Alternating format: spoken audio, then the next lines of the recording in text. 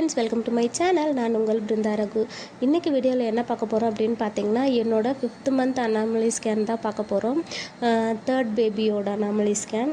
இதுக்கு முன்னாடி ஸ்கேன் வந்து நான் ஆப்பிள் ஸ்கேனில் எடுத்திருந்தேன். இப்போ வந்து கோல்டன் ஸ்கேனில் எடுக்கிறதுக்கான ரீசன் என்ன அப்படின்னு பார்த்தீங்கன்னா, ஆப்பிள் ஸ்கேனில் வந்து April 3 வந்து எனக்கு டேட் கொடுத்துருந்தாங்க. ஆனால் எனக்கு 27 ஸ்கேன் எடுக்கணும் அப்படிங்கிறதுனால நான் வந்து கோல்டன் ஸ்கேனில் போயிட்டு ஃபஸ்ட்டு ஸ்கேன் வந்து எடுத்திருந்தேன். அதாவது அவங்க கணக்கு பிரகாரம் பார்த்திங்கன்னா இதுதான் ஃபஸ்ட்டு விசிட் அப்படின்றதுனால விசிட் நம்பர் 1 அப்படின்னு போட்டிருந்துருப்பாங்க.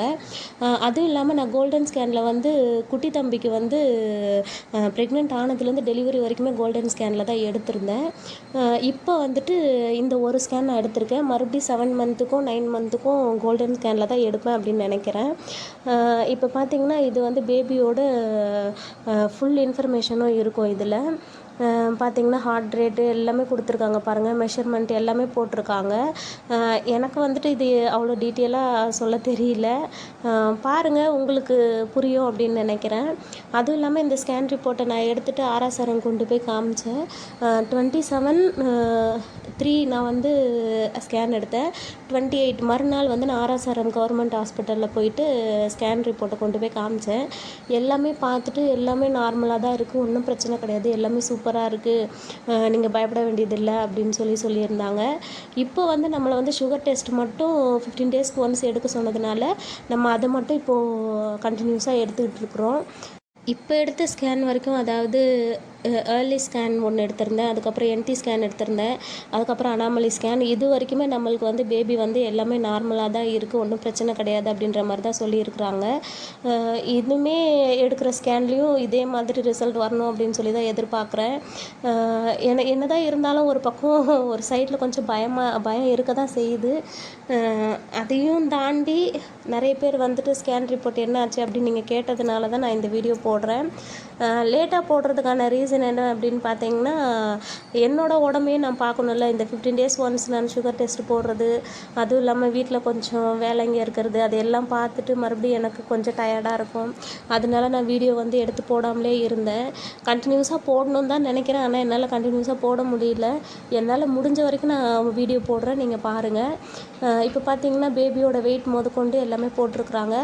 இப்போது இந்த மந்த்து பார்த்திங்கன்னா, இப்போ மே மந்த்து நான் 26 வந்து நான் செக்கப் போகிறேன்.